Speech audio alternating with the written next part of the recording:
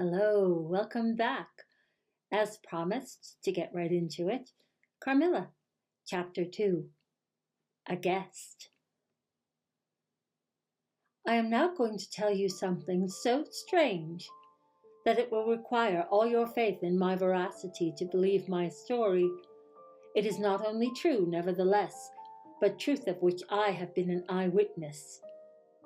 It was a sweet summer evening, and my father asked me, as he sometimes did, to take a little ramble with him along that beautiful forest vista which I have mentioned as lying in front of the Schloss.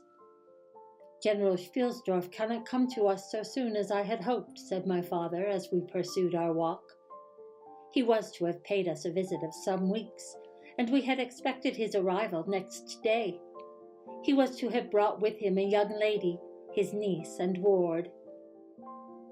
Mademoiselle Rheinfeldt, whom I had never seen, but whom I had heard described as a very charming girl, and in whose society I had promised myself many happy days.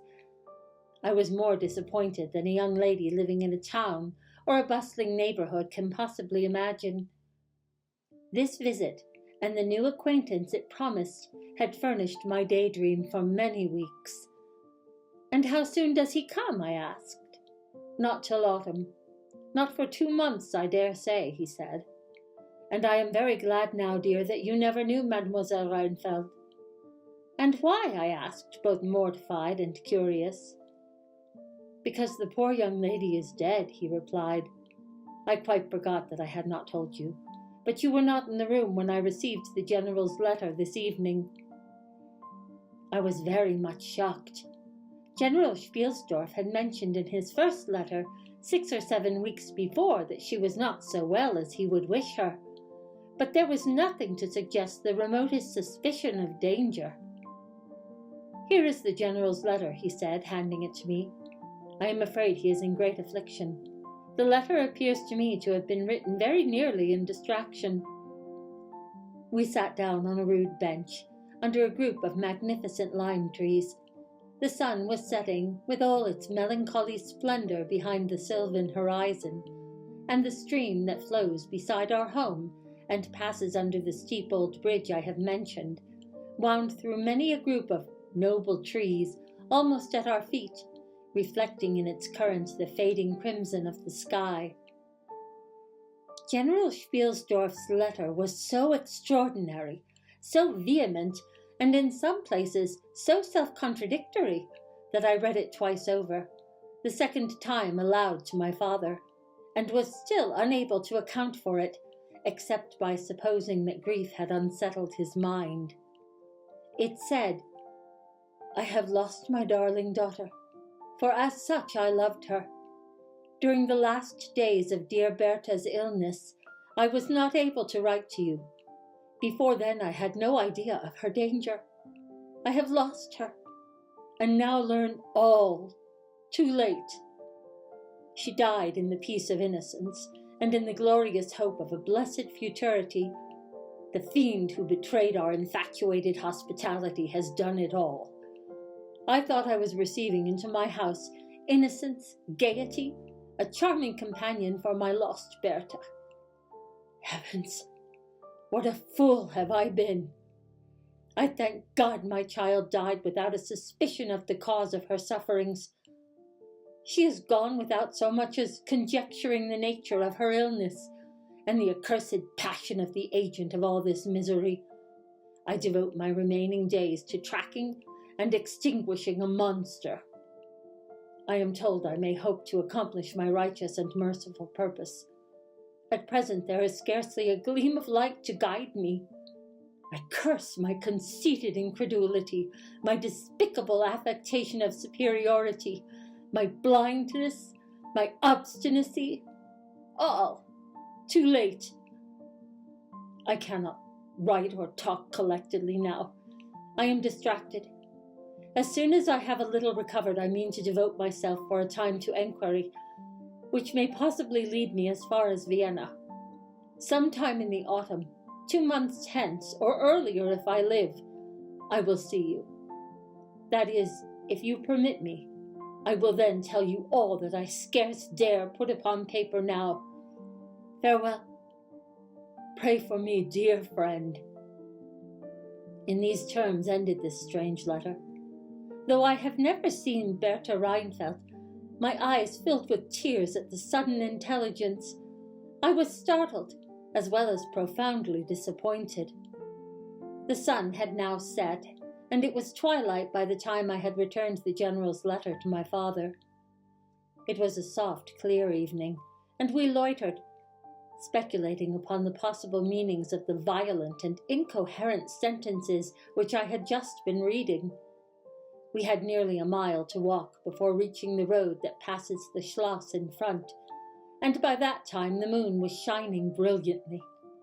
At the drawbridge we met Madame Perrodon and Mademoiselle de la Fontaine, who had come out without their bonnets to enjoy the exquisite moonlight. We heard their voices gabbling in animated dialogue as we approached. We joined them at the drawbridge and turned about to admire with them the beautiful scene. The glade through which we had just walked lay before us. At our left, the narrow road wound away under clumps of lordly trees and was lost to sight amid the thickening forest. At the right, the same road crosses the steep and picturesque bridge, near which stands a ruined tower which once guarded that pass, and beyond the bridge an abrupt eminence rises, covered with trees, and showing in the shadows some grey ivy-clustered rocks. Over the sward and the low grounds a thin film of mist was stealing, like smoke, marking the distances with a transparent veil, and here and there we could see the river, faintly flashing in the moonlight. No softer, sweeter scene could be imagined. The news I had just heard made it melancholy, but nothing could disturb its character of profound serenity and the enchanted glory and vagueness of the prospect. My father, who enjoyed the picturesque, and I stood looking in silence over the expanse beneath us.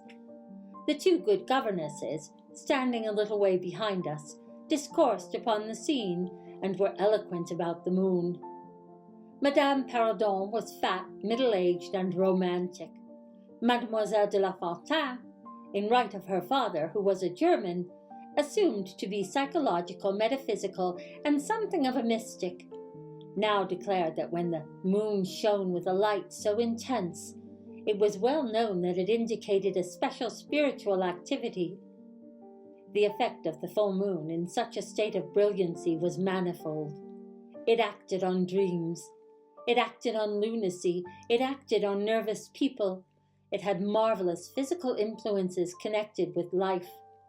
Mademoiselle related that her cousin, who was mate of a merchant ship, having taken a nap on deck on such a night, lying on his back with his face full in the light of the moon, had wakened after a dream of an old woman clawing him by the cheek, with his features horribly drawn to one side, and his countenance had never quite recovered its equilibrium. "The moon this night," she said, "is full of odyllic and magnetic influence. And see, when you look behind you at the front of the Schloss, how all its windows flash and twinkle with that silvery splendor, as if unseen hands had lighted up the rooms to receive fairy guests. There are indolent states of the spirits in which, indisposed to talk ourselves, the talk of others is pleasant to our listless ears, and I gazed on, pleased with the tinkle of the ladies' conversation. "I have got into one of my moping moods tonight," said my father, after a silence, and quoting Shakespeare, whom, by way of keeping up our English, he used to read aloud, he said, "In truth, I know not why I am so sad. It wearies me. You say it wearies you. But how I got it, came by it, I forget the rest. But I feel as if some great misfortune were hanging over us. I suppose the poor General's afflicted letter has had something to do with it." At this moment, the unwonted sound of carriage wheels and many hoofs upon the road arrested our attention. They seemed to be approaching from the high ground overlooking the bridge, and very soon the equipage emerged from that point, 2 horsemen first crossed the bridge, then came a carriage drawn by 4 horses, and 2 men rode behind. It seemed to be the travelling carriage of a person of rank, and we were all immediately absorbed in watching that very unusual spectacle. It became, in a few moments, greatly more interesting, for just as the carriage had passed the summit of the steep bridge, one of the leaders, taking fright, communicated his panic to the rest. And after a plunge or two, the whole team broke into a wild gallop together, and dashing between the horsemen who rode in front, came thundering along the road towards us with the speed of a hurricane. The excitement of the scene was made more painful by the clear, long-drawn screams of a female voice from the carriage window. We all advanced in curiosity and horror, my father in silence, the rest with various ejaculations of terror. Our suspense did not last long. Just before you reach the castle drawbridge, on the route they were coming, there stands by the roadside a magnificent lime tree. On the other stands an ancient stone cross, at sight of which the horses, now going at a pace which was perfectly frightful, swerved so as to bring the wheel over the projecting roots of the tree. I knew what was coming. I covered my eyes, unable to see it out, and turned my head away. At the same moment I heard a cry from my lady friends, who had gone on a little. Curiosity opened my eyes, and I saw a scene of utter confusion. 2 of the horses were on the ground. The carriage lay upon its side with 2 wheels in the air. The men were busy removing the traces, and a lady with a commanding air and figure had got out, and stood with clasped hands, raising the handkerchief that was in them every now and then to her eyes. Through the carriage door was now lifted a young lady, who appeared to be lifeless. My dear old father was already beside the elder lady, with his hat in his hand, evidently tendering his aid and the resources of his Schloss. The lady did not appear to hear him, or to have eyes for anything but the slender girl who was being placed against the slope of the bank. I approached. The young lady was apparently stunned, but she was certainly not dead. My father, who piqued himself on being something of a physician, had just laid his fingers to her wrist, and assured the lady, who declared herself her mother, that her pulse, though faint and irregular, was undoubtedly still distinguishable. The lady clasped her hands and looked upward as if in a momentary transport of gratitude, but immediately she broke out again in that theatrical way which is, I believe, natural to some people. She is what is called a fine-looking woman for her time of life, and must have been handsome. She was tall but not thin, and dressed in black velvet, and looked rather pale but with a proud and commanding countenance, though now agitated strangely. "Was ever being so born to calamity?" I heard her say, with clasped hands, as I came up. "Here am I, on a journey of life and death, in prosecuting which to lose an hour is possibly to lose all. My child will not have recovered sufficiently to resume her route, for who can say how long? I must leave her. I cannot, dare not delay. How far on, sir, can you tell, is the nearest village? I must leave her there, and shall not see my darling, or even hear of her until my return, 3 months hence." I plucked my father by the coat, and whispered earnestly in his ear, "Oh, Papa, pray ask her to let her stay with us. It would be so delightful. Do, pray. If Madame will entrust her child to the care of my daughter, and of her good gouvernante, Madame Perrodon, and permit her to remain as our guest, under my charge until her return, it will confer a distinction and an obligation upon us, and we shall treat her with all the care and devotion which so sacred a trust deserves." "I cannot do that, sir. It would be to task your kindness and chivalry too cruelly," said the lady distractedly.